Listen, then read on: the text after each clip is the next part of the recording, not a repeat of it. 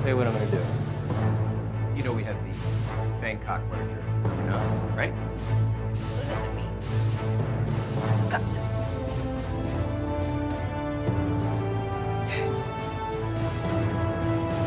Because you are enough. I love to read. But I'm crazy about the outdoors, too!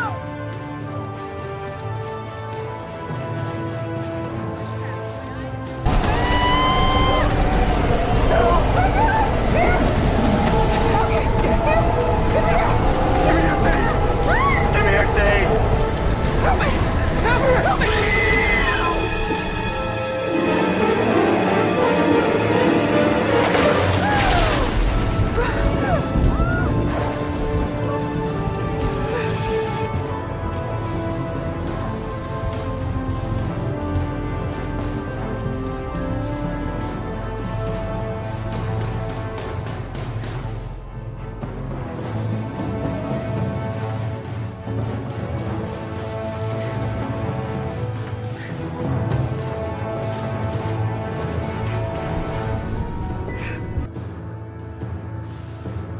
Others.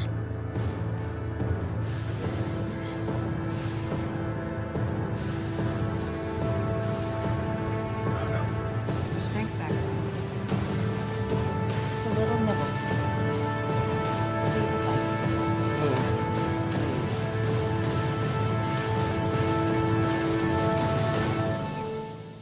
Any survivors? We're somewhere in the Gulf of Thailand. Drifted, I don't know how many miles. So many little...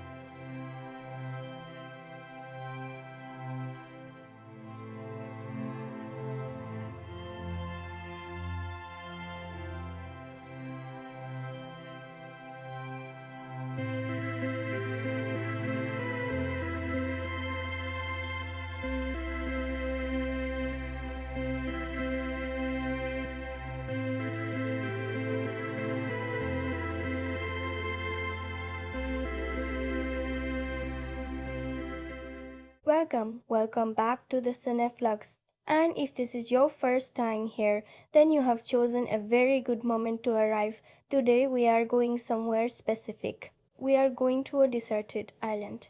We are going to sit with a film that arrives in January, dressed in the colors of a genre picture, and quietly, or perhaps not so quietly, does something far more interesting than it first appears to.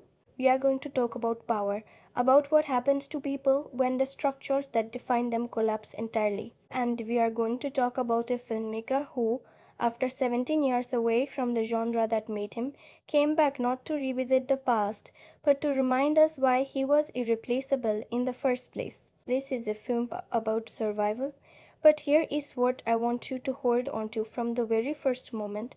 The survival this film is most interested in has nothing to do with the island. Pull up a chair. Let's go into this one together. There is a particular kind of hunger that builds in an audience over years. Not for a sequel or a franchise continuation, not for another entry in a universe that already has 47 of them, but for something genuinely original, genuinely strange, and genuinely made by someone with a vision that belongs only to them. That hunger was real in January of 2006. It had been building for a long time. The conversation around cinema in the years leading up to this film had grown increasingly anxious.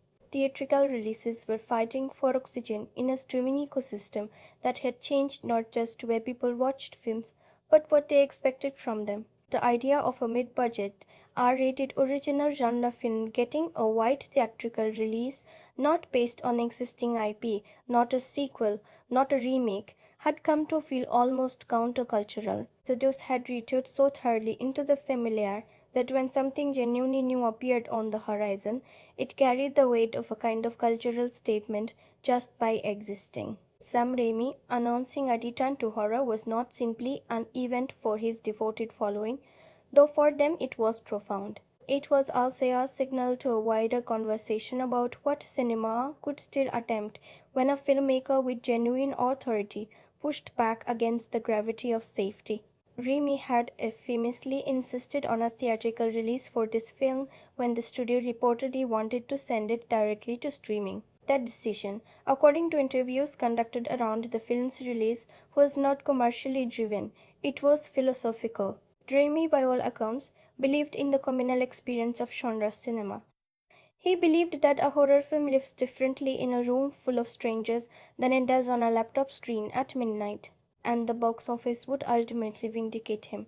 But the cultural moment was about more than cinema economics. The film arrived into a world that had been processing loudly and for years the particular ugliness of unchecked workplace power. The conversation about misogyny in professional environments, about who gets promoted and why, about the gap between the work someone does and the recognition they receive, all of this was alive and urgent in the air. Films exploring what you might call the collapse of deference toward the powerful had found genuine audiences. The appetite for stories where the overlooked, the underestimated, the quietly competent finally get their moment, and where that moment arrives not gently but with teeth, was real and growing. Sundhev arrived into exactly that appetite, and it knew it. The film's reception when it premiered at the Tissel Chinese Theatre on January 21st, 2026, and opened wide 9 days later, was not simply positive. It was enthusiastic in a way that felt almost like relief. Critics who had been waiting for Raimi to come home described the experience of watching it as a kind of reunion with something they had been missing without quite knowing they were missing it. IndieWire called it wickedly lovable, with the potential to be timeless. Deadline named it the first film gem of the year. The Hollywood Reporter offered a slightly more cautious response, noting that the film's third act leans into baroque complexity in ways that don't entirely serve it. But even that rating acknowledged the electricity of the central performances and the genuine craft of the construction. The audience found it quickly and found it enthusiastically. It debuted at number one with over $19 million in its opening weekend, eventually crossing $94 million worldwide against a $40 million production budget, a genuinely healthy return for an original property in the theatrical landscape of 2020. The crowd energy at screenings, by numerous accounts, was something to witness, people laughing together, recoiling together, leaning in together in the way that only happens in a dark room when a filmmaker has them exactly where he wants them. Its streaming live followed the arc the studio likely hoped for. After a theatrical run, it moved to Wood in late March and arrived on Hulu via the Disney Plus bundle in early May, where it has continued to find the audience that missed its theatrical window. The second wave discovery has been warm. For some, that streaming experience will be their first encounter. But I think Raimi's instinct about theatrical was right. There is something about the communal experience these film engineers that plays differently in a crowd. It loses none of its strangeness on a smaller screen. It is not diminished by it, it simply becomes a different kind of intimate. Does it feel timeless or perfectly of its time? This is the question I kept turning over, and I think the honest answer is both in different proportions. Its surface concerns, workplace power, misogyny, the performance of corporate identity are very much of this cultural moment, but what the film is doing underneath those surfaces, what it is actually examining about human nature and the way we construct the stories we tell about ourselves, that is older. That is the kind of thing that does not age. Before we go further, let me take you to the film itself. Sent Help is a 2026 survival horror thriller from director Sam Raimi, written by Damien Shannon and Mark Swift, and produced by 20th Century Studios. It stars Rachel McAdams as Linda Liddle, a corporate strategist who has spent years doing the careful, diligent, invisible work of someone who believes the system will eventually reward her, and Dylan O'Brien as Bradley Preston, the newly appointed CEO of the financial management firm where Linda works, a man whose ascent has everything to do with his last name and very little to do with any quality you would want in a leader. The supporting cast includes Eddie Ismail as Zuri, Dennis Haysbert as Franklin, Xavier Samuel as Donovan, the undeserving colleague who receives the promotion Linda was promised, and Emma Remy, the director's daughter, in the role of River. The score is composed by Danny Elfman, whose collaboration with Raimi stretches back decades, and whose work here is worth discussing at length, which we will. What kind of film is this at its heart? On its surface, it is a survival story. A plane goes down. Two people emerge from wreckage on a deserted island. The rules of the world they came from, the rules of status, of money, of professional hierarchy, dissolve entirely under the sun and the salt and the hunger. And what remains when those rules dissolve is the question the film is actually asking. But here is the thing about Sent Help that separates it from a straightforward genre exercise. It is not ultimately a film about whether these two people will survive. We sense fairly early that survival is not the real stakes. The real stakes are about identity, about who Linda Liddle is when no one from her office can see her, about what Bradley Preston becomes when he can no longer perform the authority that his position grants him. The island is not really a place of danger. The island is a mirror, and what it reflects is not always comfortable to look at. Sam Raimi, who turned 70 in 2029, brought to this project the full weight of a career spent understanding how to make an audience feel something viscerally, not just emotionally, but physically. This is a filmmaker whose camera work has always treated the viewer's body as part of the canvas. The crash zooms, the disorienting angles, the way his lens moves through space with the energy of something alive and slightly unhinged. All of that is present here, fully alive, not in the service of nostalgia, but in the service of a story that genuinely needs it. The writing by Shannon and Swift provides a structural scaffolding that is clever in the early movements and genuinely surprising in the middle. The screenplay understands genre mechanics.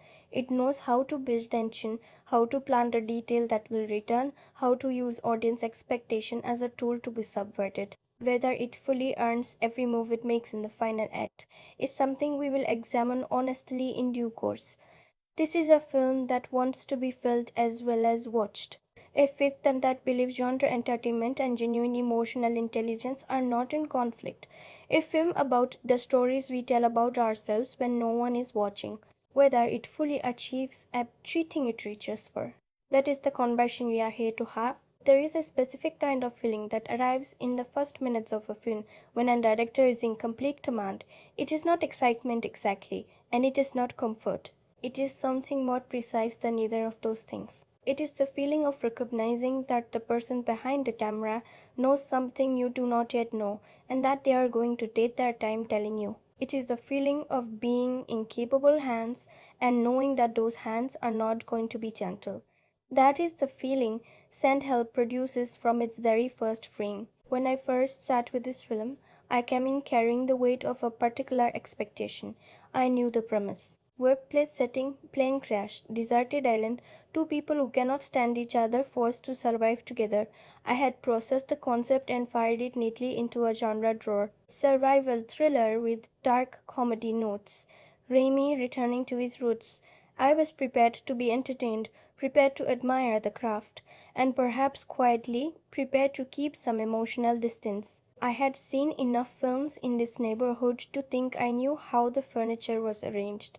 Within roughly 12 minutes, that drawer was open on the floor and the furniture was upside down. The opening of Send Help does not begin where you expect it to begin. It does not start on an airplane. It does not start with an establishing shot of a corporate skyline at blue hour, the camera drifting toward a glass tower to signal that we are in the world of money and ambition. It begins, and I want to be careful here not to describe what you would see in a way that takes it from you before you experience it yourself, with an image that initially seems to belong to a completely different film, an image that is quiet, almost dreamlike, suffused with a particular quality of light that feels both beautiful and faintly wrong, and then, within moments, that wrongness becomes the point. Raimi is doing something specific here.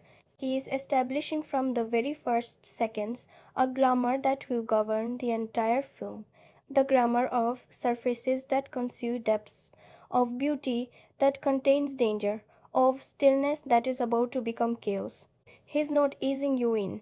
He's already telling you what kind of world you are entering and trusting you to understand the language before he has formally introduced it. That trust in the audience, that refuse to over explain or handhold, is one of the qualities that makes the film feel genuinely authored rather than assembled. The first time we meet Linda Liddle, she is doing what she has apparently been doing for years. She is being exceptionally good at her job in a room full of people who are not entirely sure she exists. There is a scene early on, one of the best written pieces of social observation in the film, in which Linda presents a strategic analysis that is, by any reasonable measure, impressive. Sorrow, clear, grounded in data, with a lateral insight buried near the end that another filmmaker might have scored, with swelling music to signal its importance. Raimi gives it no such signal. He simply lets it land in the room the way such things actually land in rooms like that one, which is to say, it is received, noted, and immediately attributed in the conversational aftermath to someone else in the room who hadn't said it. And Linda watches this happen and says nothing. What struck me most about that scene is not what it tells us about Bradley, though it tells us a great deal. It is what it tells us about Linda, because she is not surprised. She is not even particularly hurt in the way that hurt registers Willie. She processes it with the careful efficiency of someone who has processed it many times before, someone who has developed over years a system for absorbing this particular kind of erasure and continuing to function. And that system, that careful management of her own response, is both her greatest strength and the thing that the film would slowly, methodically begin to dismantle. Major McAdams does something extraordinary in this film that I want to spend real time with, because it is the kind of performance that earns the word quietly. She is playing a character who has spent her adult professional life becoming invisible, and she plays that invisibility from the inside. You watch Linda and you understand intuitively the architecture of a person who has learned to make themselves small, not because they are small, but because they have calculated correctly that the room rewards smallness from people who look like her. There is a scene, I will not place it exactly in the film's timeline, but it comes in the early corporate act, where Linda is in a corridor and she physically adjusts her posture as Bradley approaches. Not dramatically, just a slight shift, a small making room, and McAdams plays that micro gesture with such precision that it tells you an entire history in about half a second. Entire years of adaptation compressed into the angle of a shoulder. This is the character we are traveling with. This is the person who gets on that plane. The circumstances that place Linda and Bradley on the same private flight are constructed with a kind of economical efficiency that Shannon and Swift's script handles cleanly. The promotion Linda was promised, the one she has been quietly, patiently positioning herself for, the one that represents not just career advancement but a form of proof, is awarded instead to Donovan, a recent hire with the easy confidence of someone who has never doubted whether the room would make space for him. The reason offered, according to Linda's understanding of what she overhears and what is eventually communicated to her with the particular cruelty of polite language, has to do not with competence, but with optics, with presence, with the indefinable quality that powerful men often describe as leadership potential when what they actually mean is familiarity. He looks like the people who made the decisions before him, and Linda does not. The promotion is not simply a professional loss, it is the collapse of a framework. Linda has been operating for years on an understanding, an agreement in her mind that quality of work would eventually be rewarded on its own terms, that the game, though it was still a game with rules. What Bradley's decision communicates to her, beneath the professional language in which it is delivered, is that there were never those rules, that there was never that agreement, that the framework she had been building her patience around was not a framework at all. It was a story she told herself because the alternative was unbearable. And this is where the film starts to become something more interesting than its premise, because Linda does not explode, she does not confront, she does what we have already learned, she absorbs, she adjusts her posture, she continues to function, and she gets on the flight that Bradley has arranged for a teen trip, a flight on which, through a series of events that the film handles with a deft, almost casual pace, she and Bradley end up as the only passengers still on board when the world comes apart. The crash sequence, and I want to tread carefully here because it is a set piece that deserves to land with full force when you encounter it, is Raimi working at a register that very few filmmakers can access. It is not a spectacle sequence. It is not designed to impress you with scale or digital architecture. It is designed to put you inside a body that is experiencing genuine terror, and it does this through a combination of sound design and camera movement that is claustrophobic in a way that feels almost physically invasive. Elfman's score, which has been present through the corporate act with a kind of sardonic, almost vaudeville energy. A scoring choice that signals from the beginning that this film has a specific sense of humor about the world it is depicting, drops away almost entirely in the crash sequence. And what fills that silence is something that is, frankly, extraordinary: the sound of the film just breathing. Then they are on the island. Now here is what I keep returning to when I think about the film's second act, which is where it lives most fully and most confidently. The island is not treated as a neutral location. It is not simply the geography that the plot requires. Raimi and his production team, working reportedly on location in Thailand with additional construction for specific sequences, create an environment that has its own personality. The island is beautiful in the way that something indifferent to your existence can be beautiful. The light there is almost aggressively gorgeous. The sea that surrounds it is the specific blue of a postcard, and underneath that beauty, in the way the vegetation moves, in the sounds that emerge from the tree line after dark, in the geography of the island's interior, which the film reveals slowly and with a specific sense of escalating wrongness. Underneath all of that, there is something that does not want them there. But the external threat is not, as I said, what the film is most invested in. What the film is most invested in is the internal ecology of two people who have, for the first time in their relationship, been stripped of every institutional structure that defined that relationship. Bradley Preston in The Office is formidable in the specific way that people who have never needed to be genuinely competent learn to be formidable. He has presence. He has the confidence of entitlement, which is a specific kind of confidence that requires no evidence and no achievement to maintain. In the corporate world, that confidence is a resource. People respond to it, it fills rooms, it closes conversations. And Dylan O'Brien plays Bradley with what I can only describe as a kind of generous cruelty. He makes the character vivid and specific and identifiable without ever tipping into caricature, even as the film is clearly inviting you to experience his particular brand of terribleness as darkly comic. On the island, that confidence has nothing to attach itself to. Bradley cannot perform authority over a coconut tree.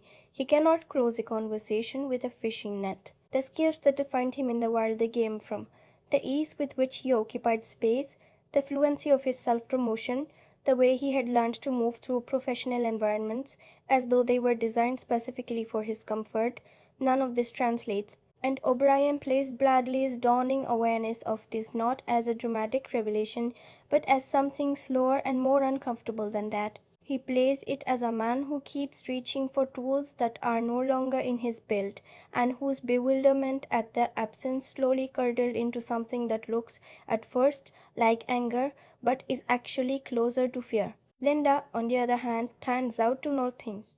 This is the film's central reversal, and it is elegantly constructed.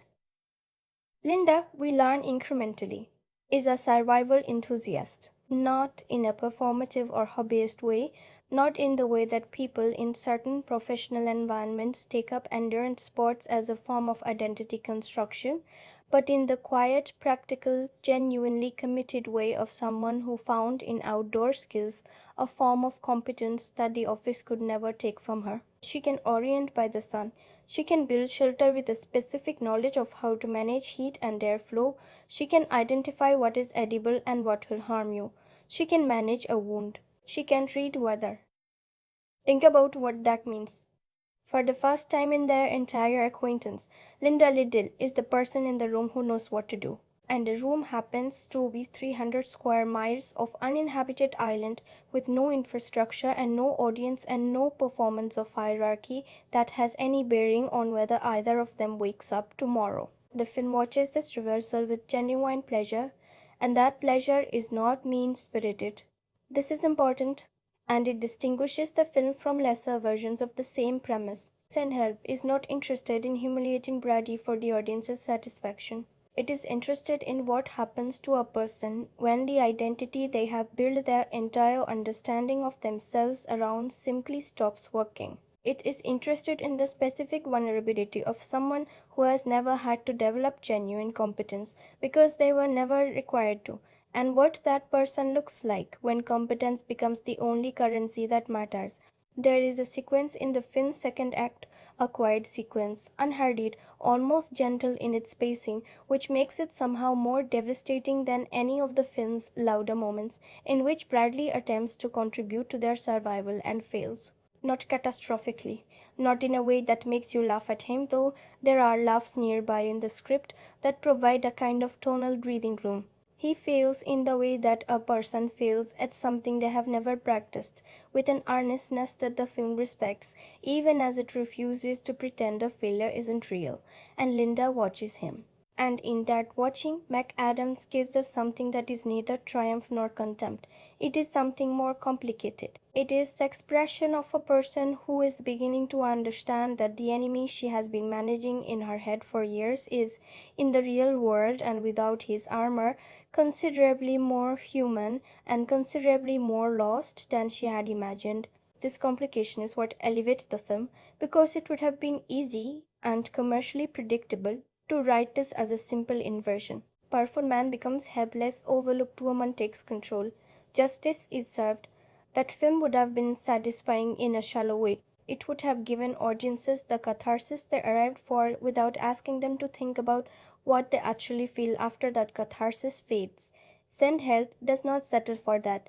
It keeps pushing past the reversal into territory that is genuinely uncomfortable, because Linda, it turns out, is not simply competent. She is also, in ways the film reveals gradually and with considerable craft, something more complex than the pure sympathetic protagonist the corporate act sets her up to be. The island does not just reveal who Bradley is without his power, it reveals who Linda is without her constraints, and what it reveals is not entirely simple. There is a strand running through the film's middle act that I find genuinely fascinating and genuinely underexplored, a strand that the film gestures toward with enough clarity to make you want more of it, but does not develop quite as fully as it could. That strand concerns the question of what Linda has been suppressing for years in the service of survival in that office, the rage she has managed, the intelligence she has tamped down, the capability she has made smaller so as not to be threatening. The island begins to unsuppress all of it. And some of what gets unsuppressed is magnificent, and some of what gets unsuppressed is alarming. And the film is at its most interesting when it holds both of those things in frame simultaneously and refuses to adjudicate. The dynamic between them in this middle section is not quite what the premise promised. It is not adversarial in the way a corporate rivalry is adversarial. It is stranger than that, and stranger than a simple survival partnership too.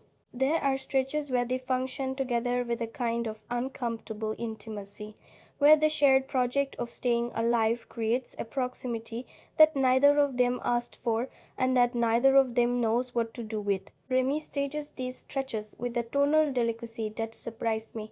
The film that is crush zooming through its horror sequences and scoring its comedy moments with Elfman's gloriously unhinged orchestral punctuation can also, when it needs to, simply hold two people in a quiet space and let you sit in the texture of what is between them. There is a night sequence approximately midway through the film, the sky doing something genuinely beautiful, the fire low, the two of them not quite arguing and not quite talking. That is the kind of scene that makes you remember why actors exist. O'Brien and McAdams are doing something in this scene that is beyond what the script alone can contain. They are playing the subtext with such precision and such apparent ease that the formal dialogue, which is functional rather than spectacular, becomes almost irrelevant. What you are watching is two people slowly, cautiously, and with enormous mutual suspicion, beginning to revise their understanding of each other. Not arriving at affection, not arriving at forgiveness. Arriving at something more provisional than either of those things, something that is closer to recognition. I see you. Not fully, not comfortably, but I see you. The film earns this moment because it has done the work before it. It has taken the time to build both of these people into three-dimensional human beings, flawed and recognizable and in different ways, trapped by the stories they have told about themselves, before asking you to feel something about the gap closing between them. But then, and this is where the film begins its most significant gear change, something happens on the island that reframes everything that has come before it. I do not want to tell you what it is yet, because this is the kind of thing that deserves to arrive the way it arrived for me, unexpectedly and with the force of something that was always going to happen. In retrospect, once you understand what the film has actually been doing all along. But I will tell you that it is the moment where the survival thriller reveals its true genre, and where the dark comedy reveals its darkest edge. It is the moment where the power dynamics that have been shifting and resettling throughout the island at snap into a configuration that is not a reversal of what came before but something genuinely new. Something that cannot be neatly aligned with who was right and who was wrong in the world before the crash. And this is where the film shifts completely. Think about it this way. Every story about survival has a moment when you stop asking, will they survive, and start asking at what cost. The question changes, the frame of the film changes. What was a workplace revenge fantasy edged with horror becomes something that you have to sit with more carefully, something that asks more of you than simple satisfaction. Raimi ends this shift because he has spent the entire preceding act quietly calibrating your investment in both of these people, so that when the question changes, you feel the change in your chest rather than just processing it with your head. The pacing of the film's second act, which is where some critics, including The Hollywood Reporter, identified a certain baroque excess, is worth discussing as an artistic choice rather than simply as a structural question. Raimi allows this act to breathe in ways that a more commercially minded edit might not have tolerated.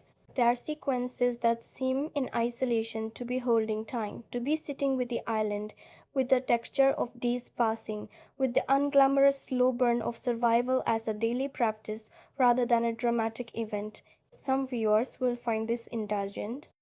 And I understand that reading, but I think what Raimi is doing is deliberate and important. He is making you feel time. He is making you feel the weight of hours that have no structure except the one Linda imposes on them. He is making you understand in your body what it means to be somewhere with no exit and no clock and no performance required of you. That feeling of time without structure, of identity without its usual supporting architecture, is the condition the film needs you to have felt in order for its final movements to carry their full weight. The pacing is not slack, it is preparation. There is also threaded through the island act with considerable skill a strain of humor that I want to spend a moment with because it is one of the more distinctive qualities of the film. The comedy in Send Help is not the kind that announces itself. It is not the broad, knowing wink of a horror comedy that wants you to laugh so you know it is in on the joke. It is darker than that and more uncomfortable than that, and it emerges from situations and character behaviors with a naturalness that makes it land with more force than a joke ever could. There are moments in this film that are genuinely funny in ways that leave you slightly unsettled by your own laughter. Moments where you are laughing at something that is also, if you examine it, quite disturbing. Rainey has always been capable of this particular tonal double effect. It is pleasant throughout his horror work, but here it feels more purposeful than ever, more consciously deployed in the service of a story that wants you to feel competing things simultaneously. The film's comedy is, in the end, about the absurdity of the social performance that Bradley cannot stop performing even on a deserted island where that performance serves no function whatsoever.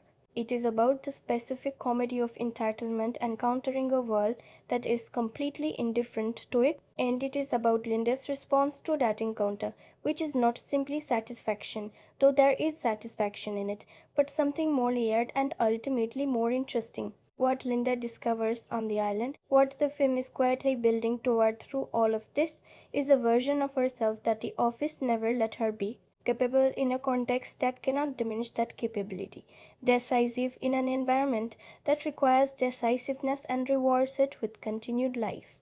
Unbothered by the social dynamics that constrained her for years, not because those dynamics no longer exist within the relationship, but because they simply do not apply out here.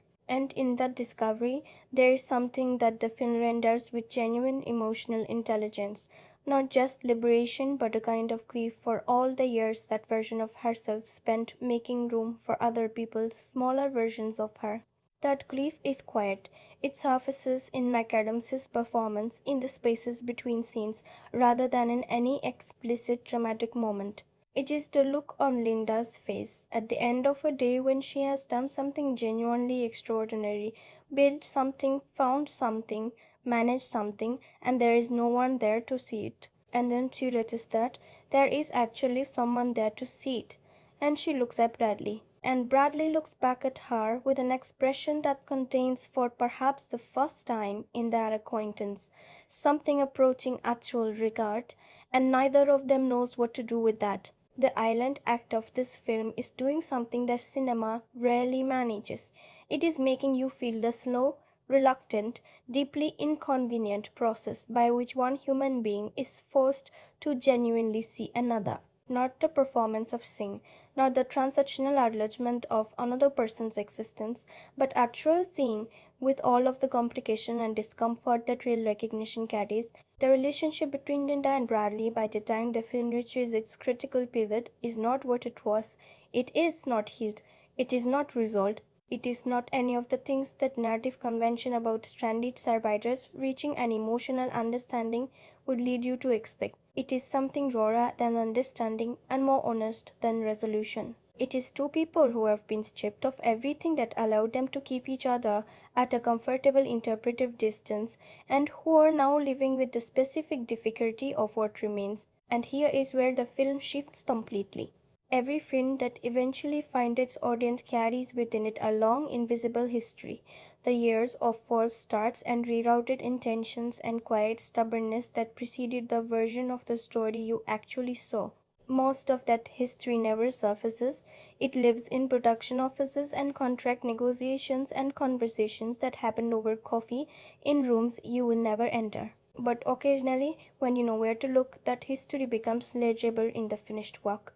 And in Saint Help, that history is particularly worth excavating because it explains something fundamental about why the film feels the way it feels, why it carries a specific kind of urgency, a specific kind of intention that distinguishes it from the many other films that could have occupied its generic space but would not have inhabited it in the same way. The origins of this project reach back further than most people realize. In October of 2019, Columbia Pictures, which operates under the Sony Pictures umbrella, announced that Sam Raimi would direct an untitled horror film, with the screenplay to be written by Damien Shannon and Mark Swift. At that point, the project was a concept rather than a complete script. A filmmaker and two writers in conversion about a kind of story they wanted to tell, a kind of world they wanted to build, without the finished architecture yet visible. That announcement came at a specific moment in Raimi's career, a moment in which he had been primarily working as a producer rather than a director, lending his creative instincts to other people's projects while his own directorial voice had been quiet for nearly a decade since Drag Me to Hell in 2009. The gap between that announcement and the finished film you can watch today is over 6 years, and in those 6 years the project migrated. It moved from Columbia, where it had originated, to 20th Century Studios under Disney, which became the eventual distributor. That migration tells its own story about the shifting geography of Hollywood during the pandemic years and their aftermath, about the consolidation and reconfiguration of studio relationships that reshaped which projects went where and under what terms. But the detail that I find most revealing about the character of this film, the detail that, according to interviews conducted around its release, tells you the most about Rami's relationship to the material, is the question of where it was supposed to be seen. Columbia reportedly wanted to send Help as a streaming exclusive. The commercial logic was straightforward: an original R-rated mid-budget genre film without franchise attachment and without pre-existing IP to drive awareness carried real theatrical risk in an environment where audiences had grown accustomed to receiving exactly this kind of content directly on their home screens. The streaming route was the prudent route. It was the route that minimized exposure and guaranteed a reliable audience. Remy, by all available accounts, declined. He wanted a theatrical release, not as a vanity position, not as a statement about the superiority of one distribution model over another, but because he believed fundamentally that the experience he was trying to engineer for an audience required a room, required strangers, required the particular amplification of reaction that only happens when human beings are frightened and amused and unsettled together in the dark. Think about what that means for how you experience the film. Rami was not making a film designed to work in the background of your evening. He was not making a film you could half watch while doing something else. He was making a film that was designed to hold a room, and that intention shaped every frame of it. The pacing, the sound design, the specific calibration of the tonal shifts between horror and comedy, the way certain scenes are built to generate a communal physical response. When you watch Send Help in a theater, as many people did and as I hope you will still be able to do, you are watching a film that is doing something it was specifically architected to do. When you watch it at home, you are still watching a very good film, but you are watching it slightly outside the conditions it was built for. The casting of Rachel McAdams as Linda Liddle is a story that deserves to be understood in its full context because it changes how you see the performance. Amy had worked with McAdams before on Doctor Strange in the Multiverse of Madness in 2022, in which she played Christine Palmer opposite Benedict Cumberbatch. And it is reported in interviews Raimi gave during Send Help's Plus cycle that his experience on that film left him with a specific feeling about what had and had not been asked of McAdams. He felt she had been underutilized, that the role, significant as it was in the context of the MCU, had not given her the space to do what he believed she was capable of doing. And that conviction, that there was a version of Richard McAdams that audiences had not yet seen, that a specific range of hers had never been fully deployed, became reportedly one of the generative ideas of the project. One of Raimi's producers noted in a comment that has circulated widely since the film's release that the fact McAdams had never really played a dark, genuinely terrifying villain before was not a limitation of the project, but one of its central assets. It set the audience up to be surprised.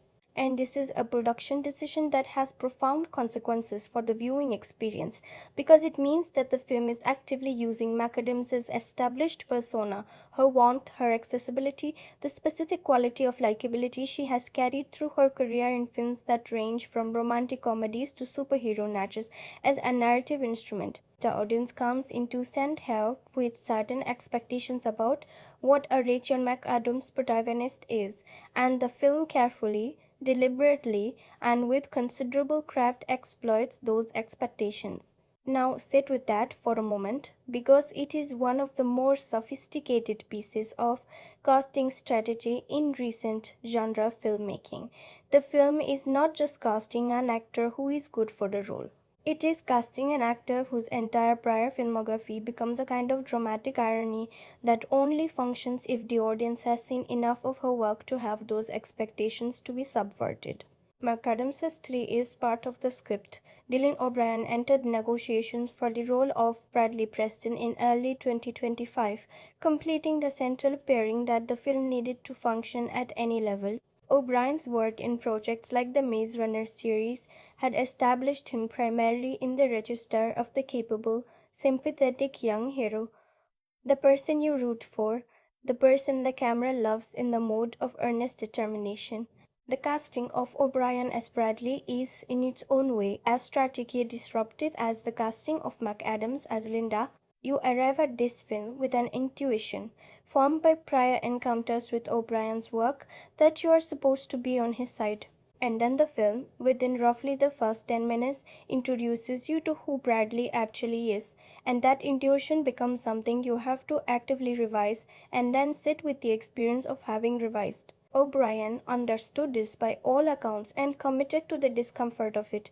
There are no safety nets in his performance. He does not soften Bradley with knowing winks at the audience or moments of private decency designed to keep him sympathetic. He plays the character as a person who genuinely does not understand why the world might not be oriented toward his convenience, and he plays that genuine incomprehension with a specificity that makes Bradley recognizable rather than cartoonish. We have all met someone in that register. We have all been in rooms with someone who occupies them the way Bradley occupies rooms. And O'Brien makes sure you know exactly who you are dealing with from the first moment, and then trusts the film's architecture to do the rest. There is also, worth noting with considerable appreciation, the matter of Bruce Campbell. Raimi's longest and most beloved collaborator appears in Send Help not in person but in photographs as Bradley's late father, the former CEO of the financial company whose portrait dominates Bradley's office and appears in various forms throughout the corporate sequences. It is a cameo of such specific affectionate elegance that it rewards the audience who recognizes it with a warm private joke and does not penalize the audience who doesn't with any confusion about the story. It is the kind of detail that tells you something about the spirit in which the film was made, with joy, with a sense of play, with a genuine love for the people and the history that constitute its making. And if you watch the corporate sequences knowing that the patriarch looming over Bradley's office from his painted portrait is Bruce Campbell, those sequences carry an additional ironic register. The ghost of Raimi's own creative lineage presiding, somewhat absurdly, over a story about institutional power and its discontents. Emma Raimi, the director's daughter, appears in the film in the role of River in what is both a charming piece of family collaboration and, in the context of the island sequences, a performance that carries more emotional weight than its relative screen time might suggest. The choice to cast the family member in a role that functions as a kind of moral counterpoint to the film's central dynamic, I will not specify further, to preserve the texture of discovery, is one of those director decisions that looks generous and personal on the surface and turns out to be quietly precise. The production itself, according to various reports from the shoot, took place largely on location in Thailand, with specific sequences constructed on additional sets to handle the requirements of the crash and survival sequences that the natural location could not practically accommodate. The choice of Thailand was not simply a practical one, not simply a question of finding an island that looked a certain way. It was reportedly a considered decision about the specific quality of light and landscape that Raimi wanted, the particular texture of the vegetation, the specific blue of the water, the way the light in that part of the world falls at different hours of the day, the quality of the morning haze, the hard clarity of the midday sun, the particular warmth of the late afternoon that the film uses in ways that are, once you notice them, clearly deliberate. The production reportedly faced significant challenges during the location shoot, weather complications of the kind that are essentially inevitable when you are filming on an actual island in a tropical climate, combined with the logistical difficulties of managing a crew and cast in a remote environment with limited infrastructure. It has been noted in subsequent interviews that certain sequences were rethought and reframed during production in direct response to what the location was actually providing, which is to say that the island itself became a creative collaborator of a specific kind. The film has the feel of a production that encountered reality and decided to work with it rather than against it, and that decision is visible in the texture of the finished work. The visual effects work in the film, and this is worth acknowledging directly because it has been discussed, is uneven. Several critics and a significant number of audience responses noted that certain sequences, particularly in the crash and the immediate aftermath, show the seams of their digital construction in ways that partially undercut the physical immediacy Raimi was clearly pursuing. This is not a fatal wound to the film, but it is a genuine one, and it is worth understanding in context. The film was made on a $40 million budget, which in the landscape of contemporary studio productions is relatively modest for a film with these practical and visual demands. The unevenness of the effects work is almost certainly not a failure of intention, but a consequence of resource, of a production that was pushing against the limits of what its budget could sustain. And in most of the sequences where the effects feel insufficient, Raimi compensates with practical staging and performance-driven intensity in ways that partially recover the lost ground, but partially is not entirely, and the film would be stronger if this gap between intention and execution had been narrower. It is also reported, and this fact reshapes how you see one of the film's most effective sequences, that the night fire scenes in the island act were initially planned as significantly shorter. Raimi, according to accounts from the production, extended them in response to what he was observing between McAdams and O'Brien during filming, to the specific quality of what was happening between the two actors in those low-light, unhurried spaces. The decision to give those scenes more time was a decision made in direct response to performance, to the recognition that the film had more to say in those quiet spaces than the original plan had allowed for, and when you watch those scenes knowing that they take on an additional quality, you are watching a director recognizing something and choosing to honor it. You are watching a film adjusting itself in real time to what it is discovering. And then there is Danny Elfman. If Sam Raimi's return to horror was an event for the filmmakers following, then Raimi returning to horror with Elfman was something closer to a reunion that carries 30 years of shared language. Elfman and Raimi have worked together across Darkman, the Army of Darkness score, and various other collaborations, and that history means that when Elfman scores a Raimi film, he is not simply composing music that supports the images. He's completing a conversation that has been going on for decades. He knows how Raimi's camera thinks. He knows what the silences in a Raimi film are doing. He knows when to lean into their absurdity and when to pull back into something more genuinely menacing, and when to do both simultaneously, which is the most difficult tonal task the film sets him and the one he handles most brilliantly. The score for Send Help is, in my estimation, one of the more interesting things Elfman has produced in recent years. It opens in the corporate sequences with a sound that I can only describe as dark operetta, an orchestral palette that has the energy of a 1940s adventure serial scored through a glass darkly, all brisk strings and slightly demented woodwind figures and brass that enters with the confidence of someone who knows they are the most important person in the room and has always been told so. It is the sound of the corporate word rendered slightly absurd by its own self-importance. It is the sound of a word that takes itself deeply seriously and deserves, the music quietly suggests, to be taken slightly less seriously than it believes. Then the crash happens and the score goes somewhere completely different. Elfman's island music is stripped back in ways that feel deliberately counterintuitive. Where you might expect a survival thriller to build its tension through orchestral accumulation, through the progressive layering of instruments into something dense and ominous, Elfman does something more interesting.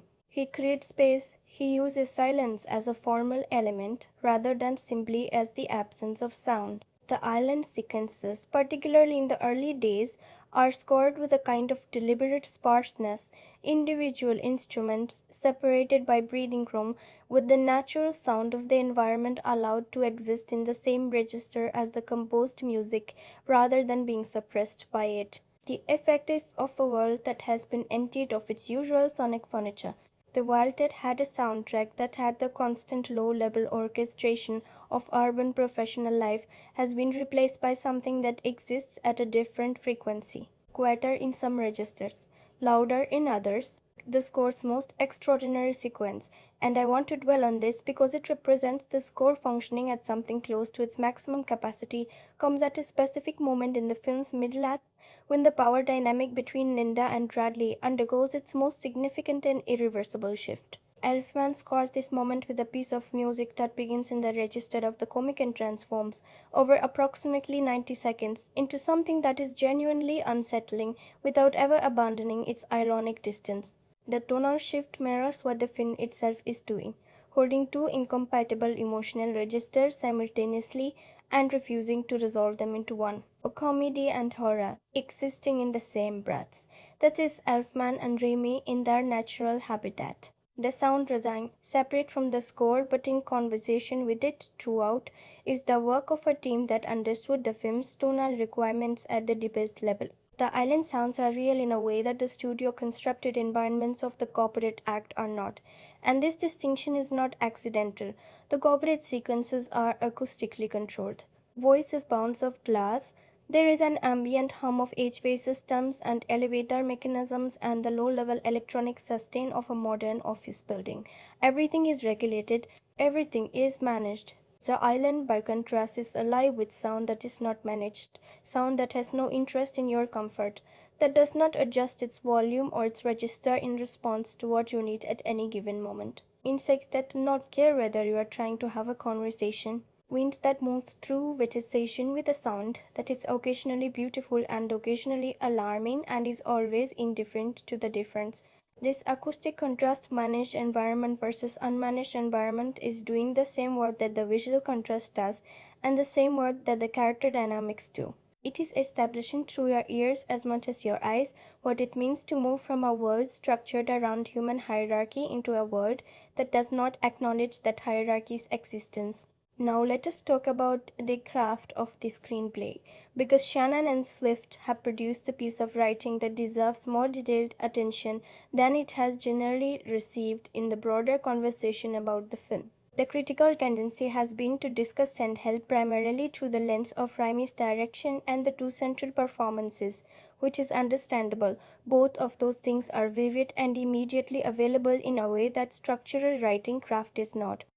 But it does a disservice to the work that the script is doing at levels that are not always visible on the surface. The screenplay operates on at least three separate structure registers simultaneously. On the most immediate level, it is a genre script, a survival thriller with all of the mechanisms that genre requires, the inciting catastrophe, the escalating physical threat, the moments of apparent rescue that turn out to be illusory, the character revelations that are produced under extreme duress. Shannon and Swift are proficient genre craftspeople. They have a genuine feel for pace, for when to accelerate and when to hold back, for the specific economy of information that genre requires. The survival sequences work because the mechanics are sound. You believe on the level of plot, in the problem and in the various approaches to solving it. But underneath that Chandra machinery, the script is doing something considerably more ambitious. It is constructing a sustained examination of a specific social system through the lens of what happens when that system is forcibly removed. The office word of the film's opening act is not just backstory. It is the thesis. It is the argument that the film is making, and the island is the laboratory in which that argument is tested. Every choice Linda and Bradley make on the island, every decision about resources, about risk, about who does what and who decides what, is legible as an echo of the choices and structures of the world they came from. The island is the office without its furniture, and the script is meticulous about maintaining that connection. And then, at a third level, the screenplay is running a character study of a specific kind, one that is not particularly interested in character growth in the conventional sense of the term. Characters in conventional narrative arcs learn things, change, arrive at understanding, integrate the lessons of that experience into a new and more complete version of themselves. Saint Help is not entirely uninterested in that arc, but it is more interested in something less comfortable: character revelation. What Linda and Bradley discover is not new information about the world or new capacities within themselves that were absent before. What they discover is what was already there all along, that the structures of the world they came from had either suppressed or enabled.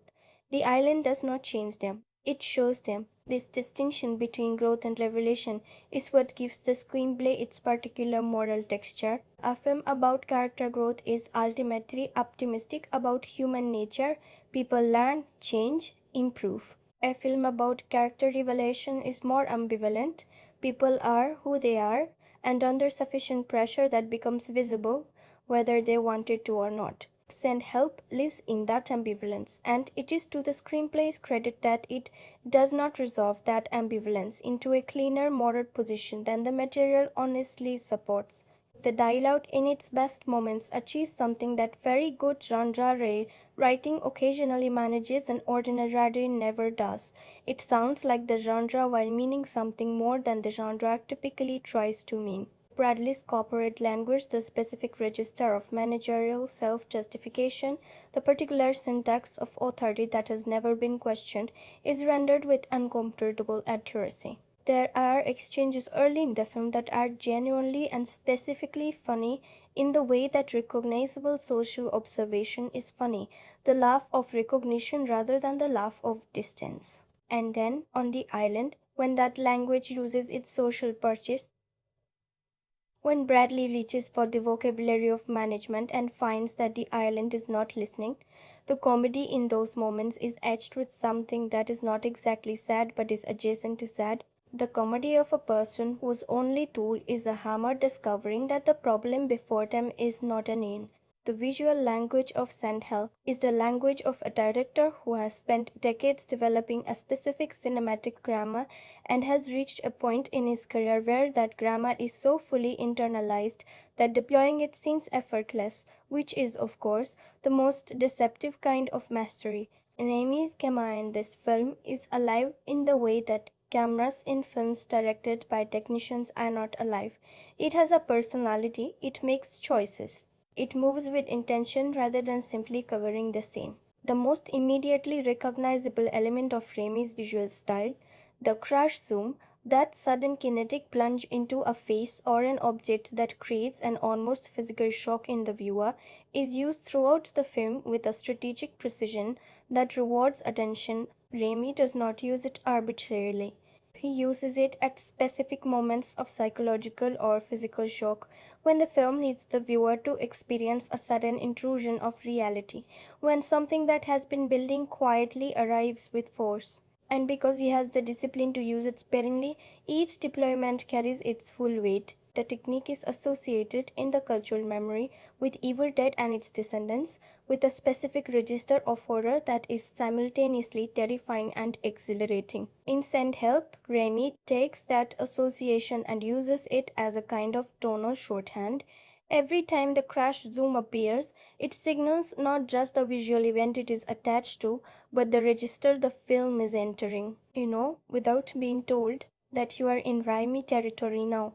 The film's color language is equally deliberate. The corporate world of the opening act is rendered in a palette of cool grays and corporate blues, the specific visual vocabulary of professional environments designed to project competence and control. The warmer colors in that world, the occasional flash of something personal, something organic, belong almost exclusively to Linda. Our office space, her clothing choices, the small domestic objects in the frame when we see her outside, the professional context, carry colors that a corporate environment around her has suppressed. It is a visual argument about suppression made without a single line of dialogue.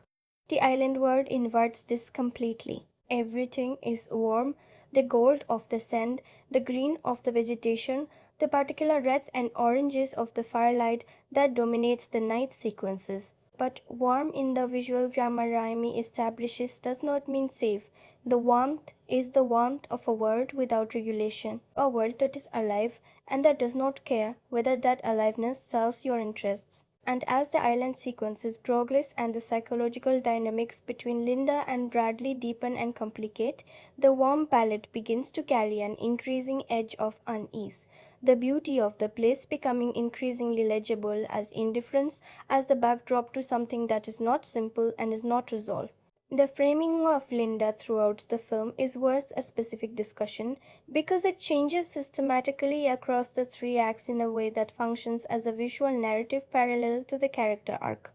In the corporate sequences, Linda is frequently framed in the background, present in shots that are ostensibly about her, but in which the foreground is occupied by Bradley or by the institutional architecture of the office itself. She is in frame but not centered. She is present but not the visual priority. This is not a mistake. It is a precise directorial choice that puts you as a viewer in the same perceptual relationship to Linda that her colleagues have. You can see her, but you have to choose to look on the island. That framing gradually changes. Linda begins to occupy the foreground. She begins to be where the camera's attention rests. The shift is not abrupt, it is calibrated to the base of the power shift itself, but it is cumulative and by the film's middle act it is unmistakable. Linda is now the visual center of gravity. The camera has learned as the island has learned, and as Bradley is slowly and painfully learning that she is the one worth watching. There is a specific shot, one I keep returning to when I think about this film's visual achievement, that occurs during one of the island's calmer days. A wide shot held for longer than you expect of Linda standing at the water's edge. The composition places her small in the frame, the vast expanse of ocean behind her, the sky doing something theatrical with its light. It is the kind of composition that could easily read as a visual statement about human smallness against the indifference of nature, a familiar visual trope. But Raimi holds the shot beyond the point where that reading would have concluded, and in that extended time, the reading changes. The smallness stops feeling like vulnerability, it starts feeling like belonging, like someone who is exactly where they need to be. Like a person who has found, in the absence of everything that defined her, the one context in which she is entirely herself. It is one of the most quietly powerful images in the film, and it costs nothing except the courage to hold it long enough. The editing rhythm of the film, handled with considerable intelligence throughout, is another element worth examining for what it reveals about the film's intentions.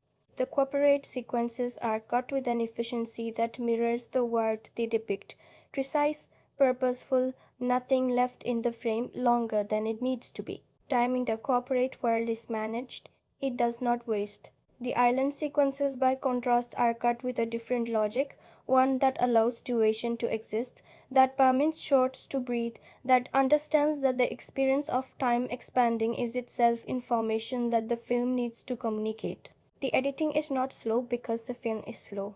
The editing is slow because the island is slow. Because survival is slow, because the process of two people genuinely encountering each other without the buffering of institutional structure is a slow process that resists compression. When the film needs to move quickly, it moves with extraordinary speed. The action sequences in the island act, and there are several, each building on the tension the film has accumulated, are cut with the kinetic precision of someone who understands that pace is a function of contrast. The cuts are fast because the surrounding material has earned that fastness. The shock is possible because the calm preceded it. This is the grammar of a filmmaker who understands rhythm at the most fundamental level, who knows that a film's tempo is not a constant but a variable, and that the power of acceleration depends entirely on the weight of the stillness it follows. What the film achieves in its craft, taken together, the performance work, the visual language, the score, the sound design, the editing, the screenplay's structural intelligence, is a piece of cinema that is operating at multiple frequencies simultaneously. At the surface frequency, it delivers a genre film that does what genre films are supposed to do. It generates tension, it delivers its set pieces with skill, it makes you feel the physical reality of its word. At a deeper frequency, it is a character study of two specific and genuinely interesting human beings whose dynamic contains more genuine complexity than the premise might initially suggest. And at its deepest frequency, the frequency that I keep returning to, the one that makes me think the film will be more interesting to examine in 3 years than it already is now, it is an examination of what remains of a person when everything they have built their identity around is removed. That is not a small question, and the film, to its credit, does not offer a small answer. What it offers instead is the specific answer that Linda Liddle discovers on that island, in the specific circumstances that the film constructs for her discovery, with all of the moral complexity and all of the uncomfortable ambivalence that a genuinely honest answer to that question has to contain. Cinema rarely tries what this film attempts, not the genre combination, which has precedence, but the particular register of honest ambivalence about a protagonist the film has constructed to be sympathetic. The willingness to follow Linda past the point of simple catharsis and into territory where you are still rooting for her, but doing so with a complexity that enriches rather than undermines the rooting. That is a difficult thing to sustain, and the film sustains it imperfectly but with genuine intention for most of its running time. What this film understands at the level of its deepest craft is that the most interesting question you can ask about a person is not who they are when the world is watching. It is who they are when it isn't.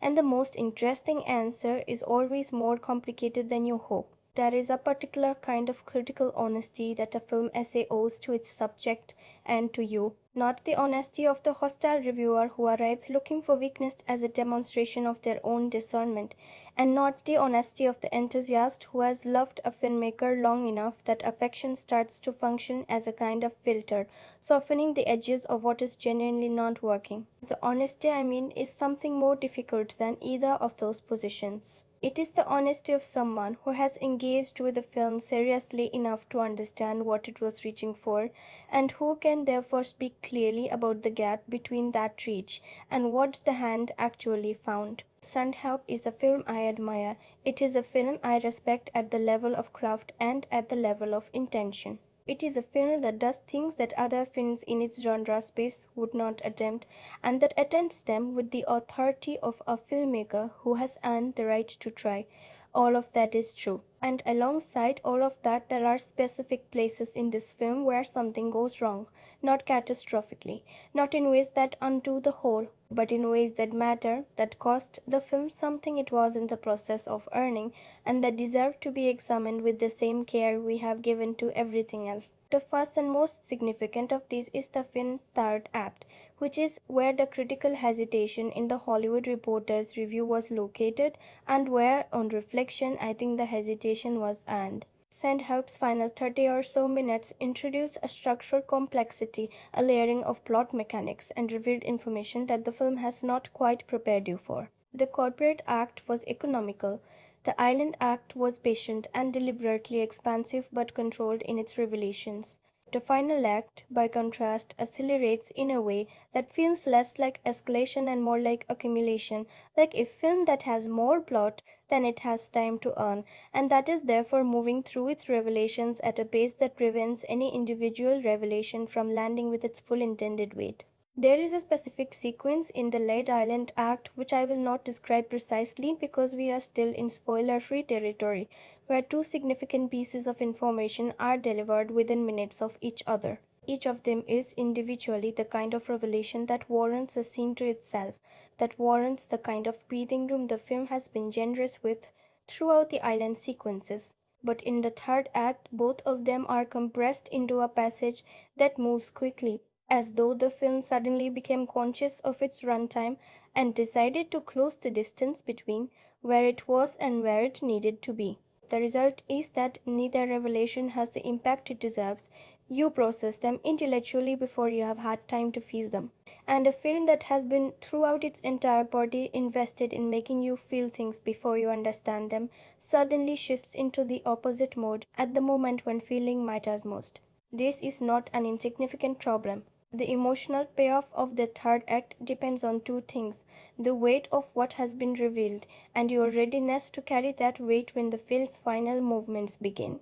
If the revelations arrive too quickly, the weight isn't there yet. You are being asked to respond emotionally to information you have not yet had time to absorb. And the film's finale, which is in its conception genuinely strong and in its execution often extraordinary, is operating at a slight disadvantage because the foundation it is building on was laid too hastily. The honest question to ask is whether this is a structural problem in the screenplay or an editing decision that could theoretically be revisited. And I suspect the honest answer is that it is both, that the screenplay's third act is genuinely more complex than the preceding two acts in ways that Shannon and Swift may not have fully resolved on the page, and that the editing, in compressing what was likely an even longer third act into its current form, has sacrificed emotional basicity for narrative velocity. The film that exists at 1 hour and 53 minutes already tests the patience of some audiences. A director's cut that allowed the third act to breathe the way the island sequences breathe would have been longer. Whether it would have been better is a question I cannot answer with certainty, but I believe the answer is yes. The second area where the film falls short is one I mentioned in discussing the production, the visual effects work. This is a criticism that needs to be contextualized fairly, because the disparity between the film's visual ambition and its effects budget is a real constraint rather than a creative failure. But contextualizing a problem does not make the problem disappear. In certain sequences, the crash most visibly, and several moments in the film's more action-oriented passages, the digital work has a quality that pulls you slightly out of the physical world the film has otherwise been at pains to construct. Raimi's filmmaking has always been grounded in practical, tactile physicality. He wants you to feel the bodies, he wants you to feel the impact. And when the digital work intrudes in a way that reads as digital rather than physical, it works against that intention with a directness that is somewhat jarring given the quality of everything around it. It is worth noting that this problem is not constant and is not evenly distributed across the film. The majority of scent help is physically grounded in ways that are impressive and immersive. The island, the texture of its dirt and its vegetation, the physicality of the survival sequences, the bodies moving through a real environment with real consequences, is rendered with a tangibility that supports the film's entire emotional architecture. When the effects work is good, it is invisible, which is the best thing that visual effects can be. When it is not good, it announces itself. And in a film that is otherwise constructed with this level of care, announcement is the last thing a visual element should be doing. The third area where I find the film genuinely wanting is in the development of certain supporting characters, particularly those who populate the film's bookend sequences. The corporate world that opens the film and the transformed world that the film briefly reveals in its later stages. Bradley's colleague Donovan, played by Xavier Samuel, is constructed primarily as a function rather than a person, as the mechanism through which the corporate injustice is delivered, rather than as a human being with his own interior logic. This is a workable choice for genre purposes, but it weakens the film's larger argument slightly. The film is making a point about systems rather than simply about individuals, about how workplace structures enable certain behaviors and suppress others. But if the human beings who populate and perpetuate those structures are drawn thinly, the systemic critique loses some of its traction. Donovan as a cardboard beneficiary of privilege tells you something. Donovan as a fully realized human being who has his own complicated relationship to the system that advantages him would tell you considerably more. This thinness extends, to a lesser degree, to some of the other supporting figures in the corporate act. Dennis Haysbert, an actor of enormous presence and authority, appears in the film as Franklin, and the film does not give him enough to do with that presence. There are glimpses, moments where Haysbert's natural gravity pulls focus and makes you feel the weight of a character who has more history than the screenplay allows him to articulate. But those glimpses are exactly that, glimpses rather than a fully inhabited performance, not through any failure of the actor, but through a structural limitation of the screenplay that chose, perhaps correctly for its purposes, but with a cost, to keep the focus narrow and central. The fourth concern I want to name, and I want to name it carefully because it is the most nuanced of the criticisms I have, is about the film's tonal management in a specific transitional passage. Send Help is, as we have discussed at length, a film that inhabits multiple tonal registers simultaneously: horror, dark comedy, character study, social observation, and throughout most of its running time it manages this multiplicity with genuine skill. But there is a passage in the mid to late Island Act where the tonal management becomes slightly unstable, where the film is trying to hold comedy and genuine menace in the same frame, and the calibration slips, where a moment that is intended to function as darkly funny arrives instead as simply uncomfortable, and the moment intended to function as genuinely frightening arrives instead as faintly absurd. This is, in a sense, the occupation hazard of the tonal space the film is working in. The line between darkly funny and simply uncomfortable is a line that depends on calibration at the level of individual frames, on decisions about how long a shot holds, about what music is present or absent, about what the actor is doing in the register below the dialogue. When the calibration is right, which it is most of the time, the effect is unique and exhilarating. When it is slightly off, the competing registers don't amplify each other, they interfere with each other. And in this specific passage of the film, the interference is audible enough to create a brief loss of confidence in the viewer, a moment of uncertainty about what you are watching and how you are supposed to be responding to it. Raimi, it should be said, has always been a filmmaker who risks exactly this kind of tonal instability. It is inseparable from his method. A director who never risks the interference never achieves the acceleration.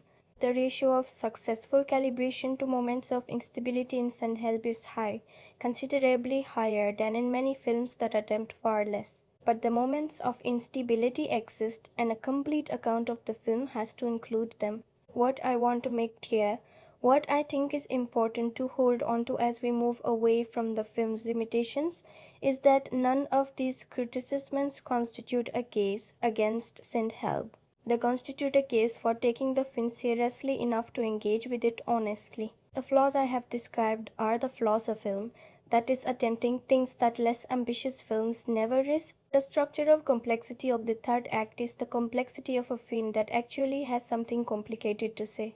The tonal instability is the instability of a film that is working in a genuinely difficult register. The thin supporting characters are the cost of a film that has chosen to concentrate its energy where the energy matters most. These are, in the taxonomy of cinematic failure, the better kind, the kind produced by reaching rather than by complacency.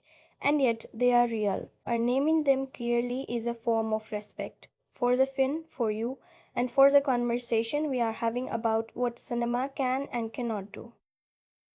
Now let us go somewhere deeper, because underneath the genre mechanics and the character dynamics and the craft decisions we have been discussing, underneath all of that there is a question that Send Help is actually asking. A question that the film carries at its center like a stone at the heart of a planet, invisible from the surface but responsible for the entire gravitational field. And understanding that question is, I think, the key to understanding why this film matters beyond its pleasures and its flaws. Why it is the film worth spending time with in the way we have been spending time with it. The question is this: who are you when the story you have been telling about yourself no longer applies? Think about what that means in the specific terms this film constructs.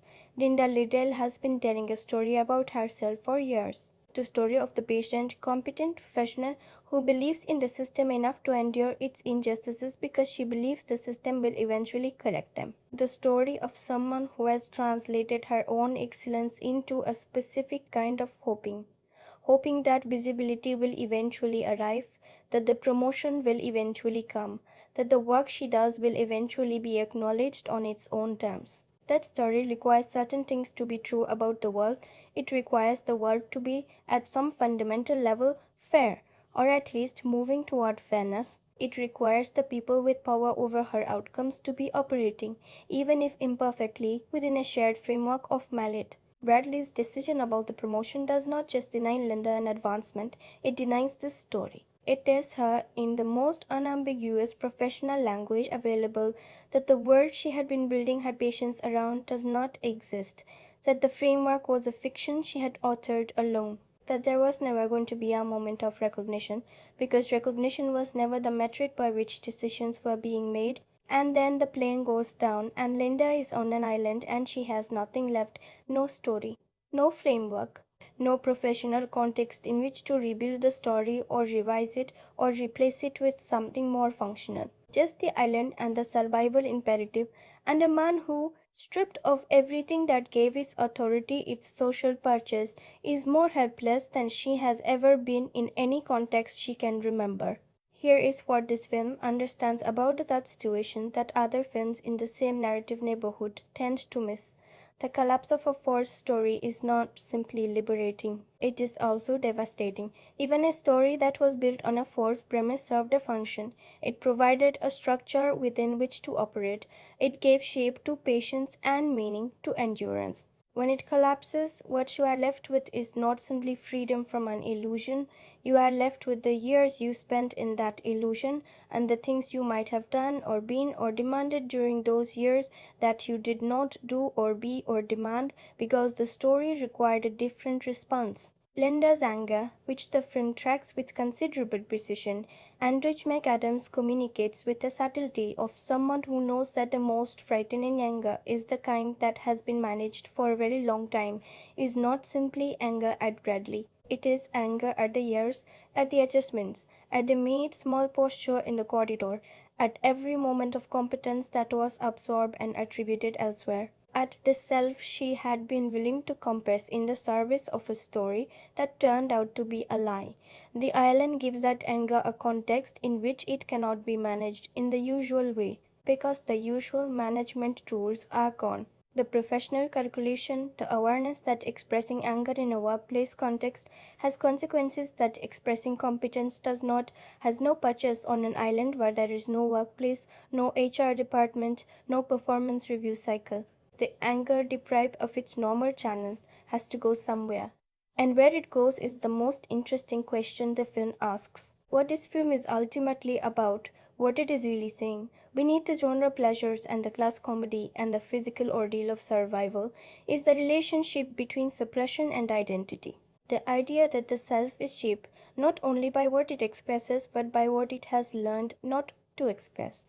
The ideas of strategic self-compression produce a version of a person that is both real and constrained, and that what is revealed when the compression is removed is neither the simple true self of motivational discourse nor the monstrous unleashing of popular psychology, but something more specific and more interesting than either of those concepts. What is revealed is the particular person that this particular history of suppression has produced, the specific shape of the anger, the specific quality of the competence, the specific way that Linda relates to her own capability, not with the ease of someone who has always been encouraged to exercise it, but with the slightly fierce proprietary quality of someone who has had to defend it privately for years against a world that did not acknowledge its existence. Her competence on the island has an edge to it, a quality of finally, and that finally is both magnificent and a little frightening, and the film has the honesty to show you both. The recurring image of water in the film is worth sitting with, because Raimi and his cinematographer use it with a consistency that treats as deliberate rather than incidental. Water in St. Help is always present, surrounding the island, collecting in the environments the survivors inhabit, present in the rain sequences and the coastal sequences and the specific visual language of the film's most emotionally intense passages.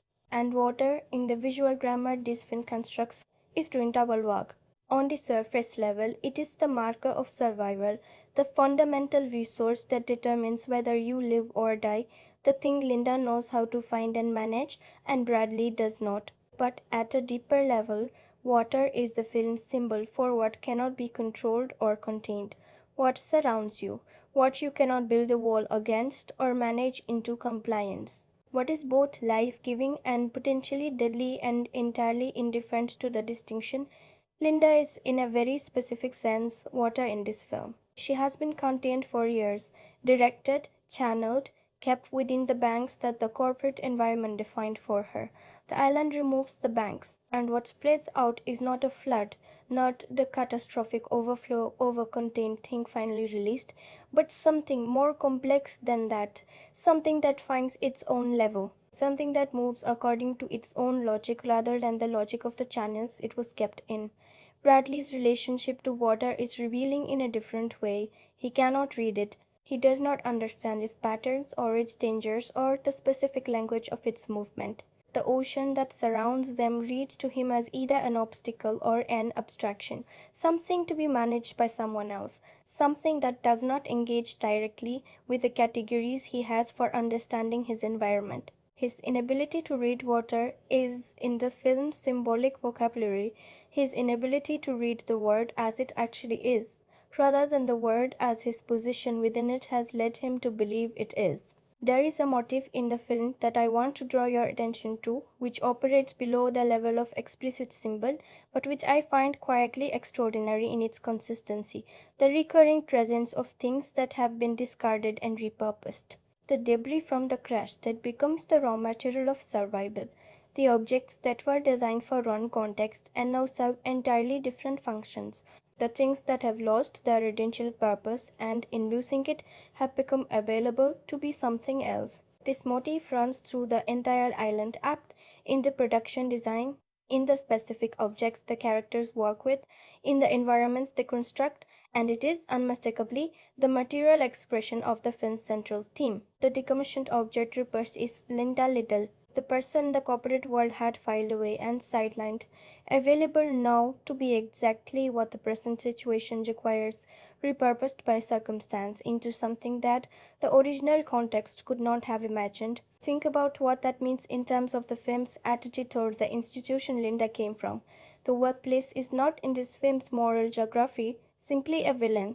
It is something more specifically troubling than that. It is a context that produces waste, that identifies certain human beings as low utility and sidelines them, without ever questioning whether the metrics of utility it is using have any relationship to actual human value. Linda was not wasted by a malicious system, she was wasted by an indifferent one, by a system that had simply never developed the capacity to see the value it was sitting on. And the irony that the island, the place without infrastructure or hierarchy or institutional structure, can immediately see what the system could not, is the irony at the heart of everything this film is doing. The film's engagement with gender is in this context worth addressing directly and carefully, because Sent Help is absolutely a film about gender, about the specific way that gender intersects with professional power, about the particular costs that are exacted on women who navigate institutions built by and for men, about the specific form that competence has to take in order to remain non-threatening within those institutions. All of that is present and it is handled with intelligence and specificity. But here is what the film does that a simpler film about gender would not do. It refuses to let gender be the entire explanation. Bradley's behavior toward Linda is not presented as simply the expression of an ideology. It is presented as the expression of a specific person's specific psychology, of someone who has been so comprehensively insulated from the consequences of his behavior by the structures that surround him that the behavior has never needed to develop into anything more sophisticated than habit. Bradley doesn't think about his treatment of Linda because he doesn't think about Linda.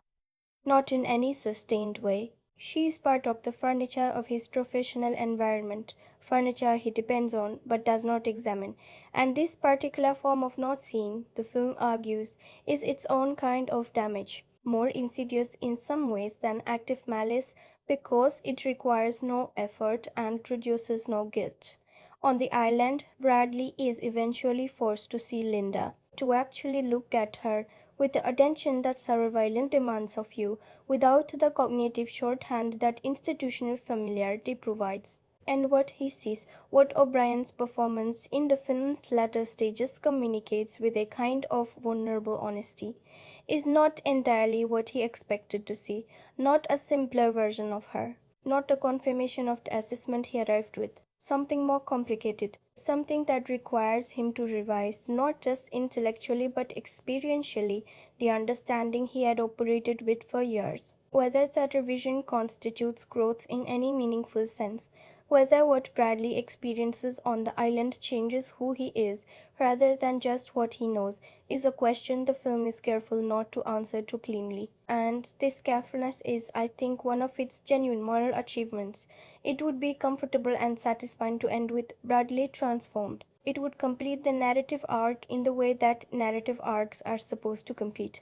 But it would be dishonest, because what this film has spent 90 minutes demonstrating is that the structures that shaped Bradley were not simply external to him, they were constitutive of him. You cannot simply remove the structures and find the better person underneath, because the person underneath was formed by those structures.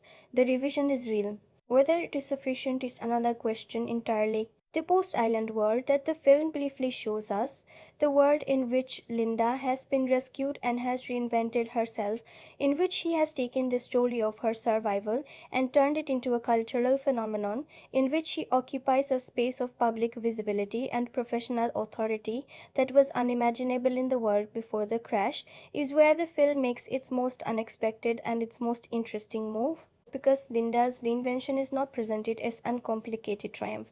It is presented with a complexity that, in the film's final act, opens up into genuine moral ambiguity. The person Linda has become after the island is not simply the suppressed Linda finally allowed to exist. She is a new person, one who has learned from the experience of the island, not just what she is capable of, but what she is capable of, and those two things, as the film's final movement makes clear, are not entirely the same. There is a thread in the film's symbolic vocabulary around the idea of stories, the stories we tell about our own experiences, the way those stories are shaped for public consumption, the difference between the experience and the narrative of the experience. Linda, at the end of the film, is in the business of stories. She has a memoir, she has a brand, she has a version of what happened on that island that is packaged and saleable and received with enormous warmth by a public that finds in her survival story exactly what they want to find.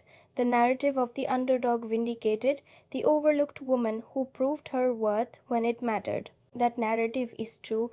It is also, the film quietly insists, incomplete, and the gap between the public story and the private truth is where the film's most honest insight lies. What this film understands about the stories we tell about ourselves. And here is where it connects to something genuinely universal, something that extends far beyond the specific circumstances of these specific characters, is that the stories are always for someone. They are always constructed in relation to an audience, shaped by what that audience needs to hear and what it can receive and what it will reward. Even the stories we tell ourselves in the private space of our own minds are shaped by an imagined listener, and the self that emerges from those stories, the self that is narrated into existence, refined through the telling, given coherence and meaning by the shape of the narrative, is real. But it is not the whole truth. It is the truth that was available to the telling. Linda's public self, at the film's close, is a story. A true story, but a story. And the private Linda, the one who knows what happened on the island in the spaces between the events that appear in the memoir, carries a knowledge that the story does not contain and cannot contain. And that knowledge is the film's most honest subject, the knowledge of what you become when there is no one watching. the knowledge of what you are capable of, in both the magnificent and the alarming senses of that race, when the context strips away every constraint and every audience and every performance requirement, the knowledge of yourself that the island gave you. That knowledge is not simple, that knowledge is not comfortable. And what you do with it, whether you integrate it, whether you suppress it again, whether you find a way to live honestly in its presence, or whether you build a new public story that is as carefully edited as the old one, is the question the film leaves you with. Cinema rarely ends on a question rather than an answer. Most films, even ambitious ones, feel the pull of resolution, the desire to leave the viewer with something settled, something concluded, something that can be carried away as a feeling rather than a provocation. Send Help, in its deepest movement, resists that pull. It ends with Linda in a posture of success that is also, if you have been paying attention to everything the film has shown you, a posture of careful management, a new performance of a new story for a new audience. Different from the performance she began the film in. More powerful, more knowing, and still unmistakably a performance.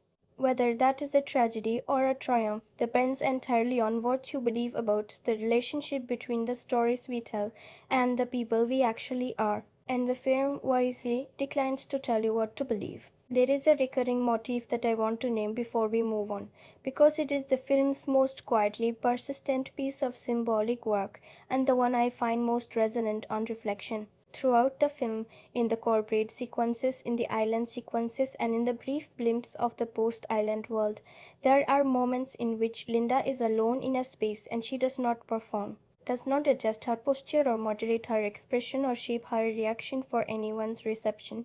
In the corporate sequences, these moments are brief and private: a closed office door, a bathroom mirror, a corridor after everyone else has left.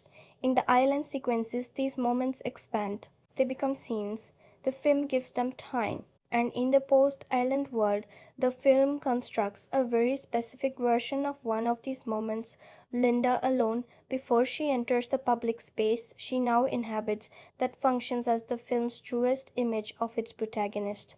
In that moment, McAdams does something extraordinary with her face that I cannot describe exactly without diminishing it. But what it communicates, in the half second before the performance reassembles, is the full truth of a person who has come through something enormous and has chosen to carry that truth privately, to keep it in the moments when no one is watching, to protect it from the story that the public world requires. It is an image of knowledge held, of the island carried inward, of a person who has learned finally and completely the difference between who she is and who she appears to be, and who has chosen, for reasons the film does not judge, to keep that distinction intact. It is the most human image in the film, and it costs the film nothing except the courage to hold it for exactly as long as it needs to be held. Now, Send Help is not part of a franchise. It carries no prior universe, no connected mythology, no sequel obligations. It arrived as a singular creative act, a story complete in itself, by a filmmaker who wanted to make something specific and was willing to fight for the conditions under which it could be made. In that sense, the question of its place in a larger story is not a question about franchise positioning. It is a question about legacy, about where this film sits in a longer conversation. In the conversation of Sam Raimi's career, Send Help occupies a specific and significant position. It is the film in which Raimi returned to horror. Not the horror of his youth, not a nostalgic revisitation of what he had done before, but a genuinely evolved engagement with the genre that built him. A horror that is quieter in some registers and louder in others than Evil Dead, that uses genre mechanics in the service of psychological and social observation in ways that his early work gestured toward, but could not yet sustain with the full weight of a mature filmmaker's craft. It demonstrates that the instincts are still present and still sharp, that the capacity for physical filmmaking, for kinetic energy, for the specific brand of tonal complexity that has always been his signature, has not been diminished by the years spent in other registers. It also sits in the broader conversation about what original theatrical genre cinema can be in the mid-2020s, about whether there is still an audience for a mid-budget, R-rated, filmmaker-driven horror film that exists entirely on its own terms. The answer that Send Help provided at the box office was yes. Not a transformative yes, not the kind of yes that reshapes industry thinking overnight, but a clear and commercially viable yes, achieved without the infrastructure of franchise awareness or IP recognition, driven entirely by the combination of a distinctive filmmaker, two compelling performances, and a premise that spoke to something genuinely present in the cultural moment. That matters not just for this film but for the films that will come after it. For the filmmakers who will point to Send Help as evidence that this kind of cinema is still possible, still viable, still capable of finding the audience that has always existed for it. The film's commercial success is, in this sense, an argument that was not certain to be made when Raimi insisted on a theatrical release, and that was made more convincingly than many people expected. In the conversation about Rachel McAdams' career, this film is a landmark. It is the performance that will be cited when her full range is discussed, the one that proved what was always possible and that the particular configurations of her prior career had not fully demanded. The comparison to Meryl Streep in The Devil Wears Prada, which several critics made in the wake of the film's release, is not entirely precise. The contexts are different enough that the comparison slightly undersells the specific originality of what McAdams does here, but it gestures toward the right idea, the idea of an actor discovering late enough in their career to make the discovery feel like an event or register they had not previously been given the opportunity to inhabit. And in the longer conversation about what cinema does when it engages with questions of workplace power, class, gender, and institutional structure, Send Help puts it alongside films like Triangle of Sadness, The Hunt, Sorry to Bother You, and Parasite, films that use genre as a vehicle for social observation, that find in the mechanics of thrillers and horror the most precise instruments for examining the way power actually functions. This is a lineage worth belonging to. And while Send Help is not quite at the level of the best of those films, it does not have the structural perfection of Parasite or the savage consistency of Triangle of Sadness. It brings something to the conversation that those films do not, the specific intimacy of a two-person study, the granular attention to what power does to individuals in particular rather than to social systems in general. What this film adds to that conversation is the interior, the private truth of the person living inside the system rather than the systemic observation from above. It is a smaller canvas than Parasite, but it is a canvas on which Raimi and McAdams have painted something that is entirely their own and entirely worth the time you give it. And that is not nothing. That is, in fact, a great deal. From this moment, we go into full spoilers. If you have not yet seen this film, stop here, go experience it first, and come back. Some things deserve to be felt before they are understood. The pivot that the film has been building toward, the moment where the survival thriller reveals its true face, arrives when Linda discovers that Bradley has been signaling rescue aircraft away from their location. Not through malice, precisely. Through something more specific and more disturbing than malice, through the unconscious reflex of a man who has processed, in some deep and unexamined part of himself, that rescue means return, and return means the restoration of the world in which he has authority, and she does not. He has not decided this, he has not calculated it, he has simply done it, the way people do the things that serve them when they are not watching themselves closely enough to know they are doing them. This revelation is the film's hinge. Everything before it is one kind of story, everything after it is another. What follows is where Send Help becomes genuinely extraordinary and genuinely uncomfortable simultaneously. Because Linda does not simply confront Bradley and demand rescue. What she does instead, and this is the decision that makes the film morally serious rather than merely entertaining, is choose. She makes a conscious, deliberate choice about what the information means and what she is going to do with it. And what she chooses is not revenge in the simple cathartic sense the film has been half promising since its opening minutes. It is something colder and more purposeful than revenge. She decides to survive completely on her own terms. And she decides that Bradley will survive too, not because she forgives him, and not because she has arrived at some generous understanding of his limitation, but because she has calculated with the specific precision of someone who has spent years calculating in conditions that did not reward her calculations, that Bradley surviving alongside her is more useful to her than Bradley not surviving. The island has not made Linda kind. It has made her player. What follows is a final apt dynamic that is genuinely difficult to watch in the best possible sense. Linda manages Bradley the way she once managed her own anger, with careful strategic intelligence, with the long view, with the specific competence of someone who understands that the goal is not the satisfaction of the immediate moment, but the outcome of the longer game. She keeps him alive, she keeps him functional. She shapes the narrative of their experience together with the same quiet authorial control she will later apply to the memoir. She is, in the final stretch of their island time, doing exactly what she was always capable of doing in the office, in the conditions that finally allow it to be visible. And Bradley, by the end, knows this. In the film's most quietly shattering exchange, the conversation they have after rescue arrives and before the world reassembles around them, he tells her, in language that the film renders with the specific inadequacy of real human speech trying to carry more than it can hold, that he sees what she did, all of it, and she looks at him with an expression that contains neither forgiveness nor triumph nor contempt. It contains something that is, I think, more devastating than any of those things: acknowledgement.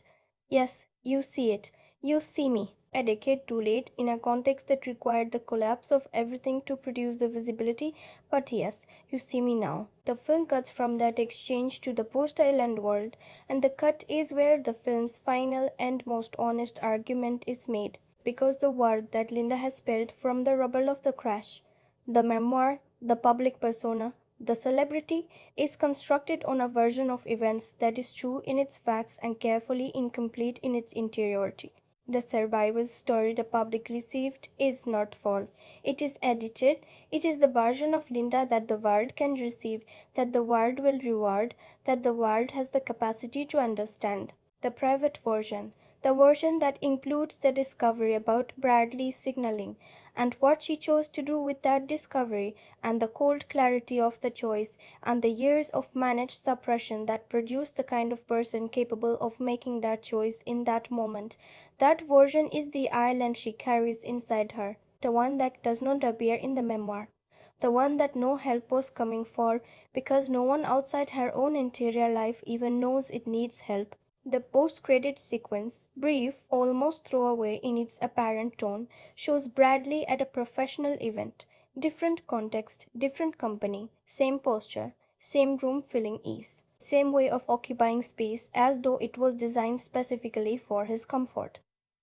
And then for half a second something passes across his face, a recollection. The island arriving uninvited in a room that has nothing to do with islands. He recalibrates, he continues, and the film ends. It is, in its 6 seconds, the most honest thing the film says about transformation, which is that it is partial and private and lives in the half second before the performance reassembles, and that this may be all that is available to us, and that it may imperfectly and incompletely be enough. What this film left behind in me is not the genre pleasures, though those are real and I enjoyed them fully.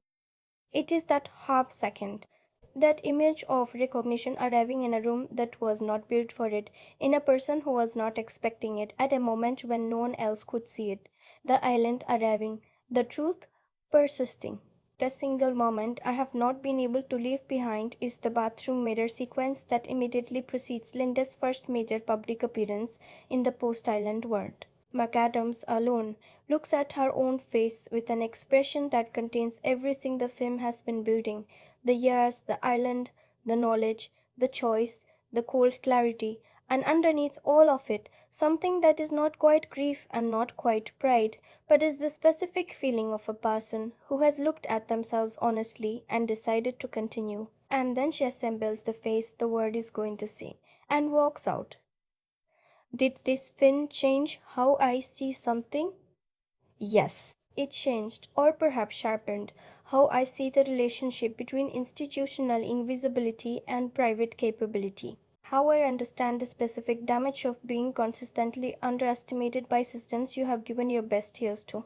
And how I think about what it costs a person to survive that damage with their dignity intact, what it requires of them, what it produces in them, and what the world that finally sees them is actually looking at. Would I return to it? Yes, but differently. The first watch is a genre experience, the second watch is a character study. The third watch, I suspect, is something quieter, a close reading of everything McAdams' face is doing in the spaces between the scenes, everything the film knows and is choosing not to say aloud. The person who will carry this film with them is someone who has felt the specific weight of doing excellent work in a room that could not see it, who has managed their own response to that invisibility with a patience that cost them something, who has wondered privately what version of themselves might exist in a context that finally required the full thing. This film was made for that person. It was made about that person. And in the hands of Raimi and McAdams, it honors that person with more complexity and more honesty than they might have expected. Sent Help is a film of genuine craft and genuine intention that does not fully resolve everything it reaches for. Its third act moves too quickly through revelations that deserve more room. Its visual effects are uneven in ways that occasionally pull you out of a world the rest of the filmmaking has constructed with care. Its supporting characters are thinner than its central argument requires. These are real costs, they matter, and alongside them a central performance that is career defining, a director operating with the full authority of someone who knows exactly what he is doing and why, a score that functions as a genuine creative statement rather than background atmosphere, a screenplay with structural intelligence and social observation that reward more than one viewing, and at the heart of all of it, a question about identity and suppression and the stories we tell about ourselves that has no clean answer and does not pretend to. I give it a 6 out of 10. Not because I did not feel it, I felt it considerably, but because the distance between what this film is reaching for and what it fully achieves is wider than it needed to be, and in a film this aware of its own ambitions, that gap is visible. A 6 out of 10 in the vocabulary of this channel is not a dismissal. It is a genuine and complicated piece of cinema that almost became something exceptional and settled in the end for being something very good. Very good is worth your time. Very good when it is doing what this film is work, more than most films that score higher by attempting less. Watch it in a cinema if you still can. Watch it with someone who we want to talk afterwards. And when it ends, pay attention to what you are sitting with, not what you think about the film. What you are sitting with, that distinction between the analytical response and the thing that stays in the body after the credits close, is, I think, what Send Help is ultimately about. The difference between the story and the knowledge the story cannot contain. It earned it, quietly, imperfectly, and honestly. It earned it. If this essay has stayed with you, if there is a moment or an idea from it that you want to keep turning over, I would genuinely love to know what it is. Drop it in the comments. Tell me what you saw in this film that I did not mention. Tell me if you read Linda differently than I did, or if the ending landed differently for you, or if there is a frame I missed entirely. That conversation is why this channel exists. 3 questions to start it. Did you find the third act earned or excessive? Where do you stand on Linda's final choices? Are they triumph, tragedy, or something that refuses to be either? And who in your own experience does this film make you think of? The next essay on the Cine Flux is coming very soon, and it is a film that asks a completely different kind of question, in a completely different register, with a completely different answer that I am not sure I was ready for. I think you will want to be there for it. That is the Cine Flux. I will see you in the next one.